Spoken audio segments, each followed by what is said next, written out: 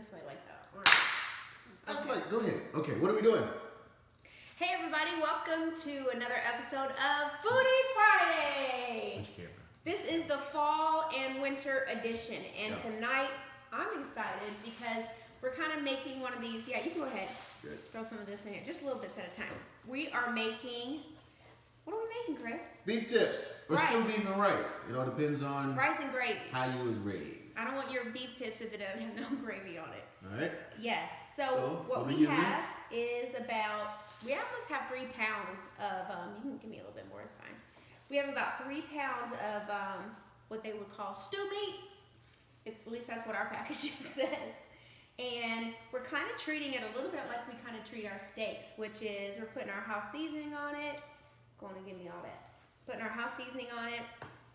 We are putting our saltgrass 7 steak. Are you being generous with the seasoning, or you want to not be generous with it? No, I'm definitely going to be generous with the seasoning. And babe, turn that cast iron up for me because we're going to do 2 things. Once we toss this in our house seasoning and our saltgrass seasoning, we're going to add just a little bit of oil to it. Just a little bit. We're going to work it. And then we're going to go to our cast iron. And that's going to be the first stop because what we're going to do is we're going to, babe, I'm wondering, do I need a little more saltgrass? I feel like I do. Give me a little bit more in there. Why are we taking it to there? We're taking it to the cast iron because everything is better in a cast iron. Why? Because it does what? Well, the cast iron retains heat so much better. At least that's what I was taught and how I was raised. Your cast iron retains... See how I'm cleaning up while we cook it? Thank you. Come on, teamwork. Come on, teamwork. All right, go on. Yeah. But the cast iron retains more heat and it helps cook more evenly. So, anytime I'm searing a meat or something like that, I'm definitely going to the cast iron. And to the cast iron we go. Don't do that. That is so rude and inconsiderate. Does your husband or your spouse or your boyfriend or your partner mock how tall or short you are? All right, come on. So, no, we can't go. Now listen, he was about to make a big mistake. You cook this in batches. This is why. We want to sear it, not steam it. So make sure you that's good. You spread it out a little bit. I know that we're in a hurry, we're ready to eat dinner tonight, but you do not take a shortcut in this. Definitely spread it out and don't overcrowd it, like with any meat in your cast iron or skillet, because if you do, like I said, you won't get that good, crusty awesomeness that you want on it. It's just going to be more like steaming. That's not what we're looking for tonight. Here's our first pack.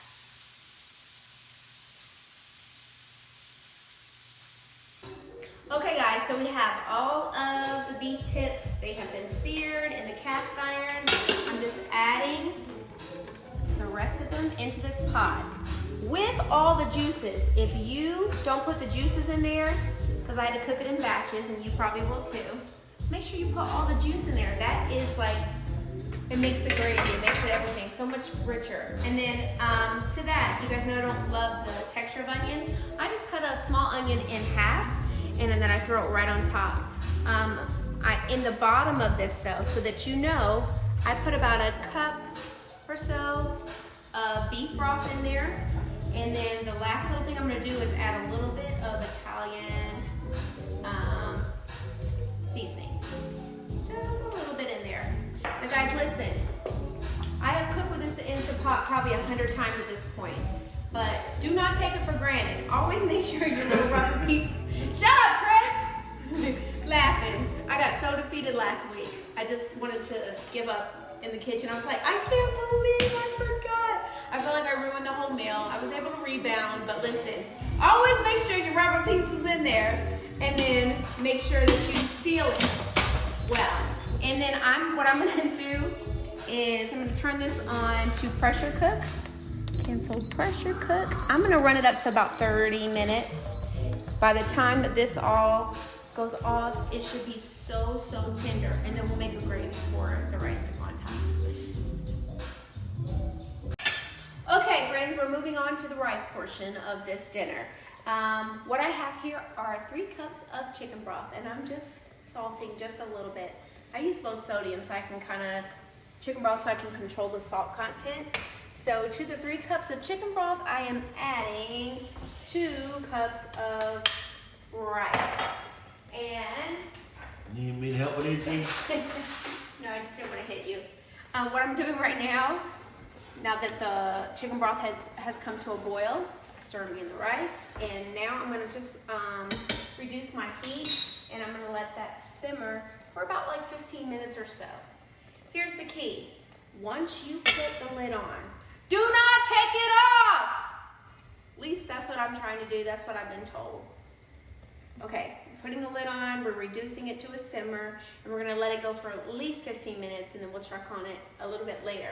Over here, I have working some more chicken broth. Guys, I buy chicken broth in at least like at Sam's or Costco, like in the 6-count cartons. That's me. I'm the girl who buys that because I use it constantly. I use it for things like this, for vegetables, for rice.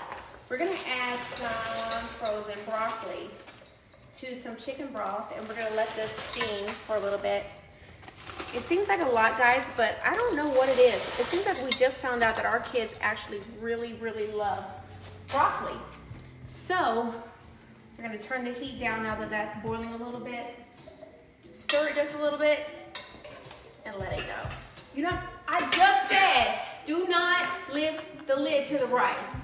And my incredible husband comes in. What's he do? He peeks in. He lifts the lid. Come with yourself. Under what? Under this dish rag. I can't believe you just did that. Okay. Okay, guys, so we were just laughing because I was telling Chris I need some new, what do you call this? Pans. I need some new pots and pans because, though, I will say this. I have been using, like this right here, Simply 𝗕𝗡𝗏. Guys, my mom got me and Chris a small set of this brand when we got married. It was on our registry. That was a faith move. Guys, she didn't know how to use none of them I when we got married. didn't know how to use none of them, but Mama, that's not the point. I just think that was a faith move. She knew you would grow into it. Oh, hallelujah. Okay, great. So the thing is, though, is I've been cooking with some of these pieces we've been married 16 and a half years almost. So here's what I want to say. Every now and then you do have to invest in the things that matter to you. You That's can, good. of course, like this is like some Rachel Ray stuff. I've been cooking off this stuff for like 5 or 6 years. Rachel Ray, if you want to give us a deal, sponsorship, or an endorsement, we'll take it. Okay, I've been cooking off of some stuff that I bought from her for about 6 years now, and it served its purpose. But this brand right here, it's been 16 years, and I'm still constantly cooking with it, but I wouldn't mind an upgrade. It's worth it. Baby, I'm worth it. Yeah, worth it. Guys, I'm super sad because I just went to like make the gravy that I would make with the beef tips that are in my Instant Pot, and I realized I can't find the cornstarch, which means it's all gone. And I pride myself normally in having a backup, but today is not that day.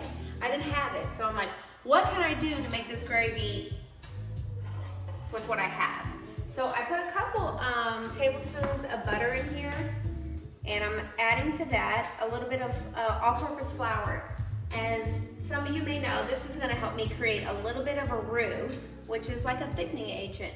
So we're just gonna work this together, cook out this flour, and then dump it into my Instant Pot and see if that will help us thicken the natural juices that are in there from the beef tips.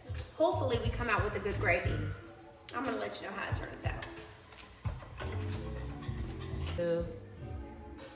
Okay, so I have a little bit of a roux here that I just took that butter and that flour. I am dumping it into this pot. I've already taken our beef tips out, and I'm just throwing in here the roux that I have, and I have my Instant Pot kind of on like a saute mode, so we can see if we can thicken this up enough to get us a little bit of a gravy to put on top of this beef tips and rice.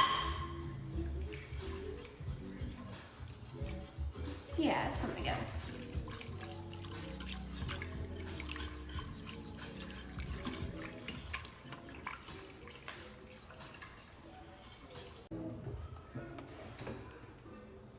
Okay guys, so our rice is done.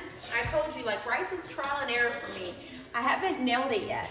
And if you have ways to teach me, to share with me tricks to make that rice be great every time, I would love to hear them.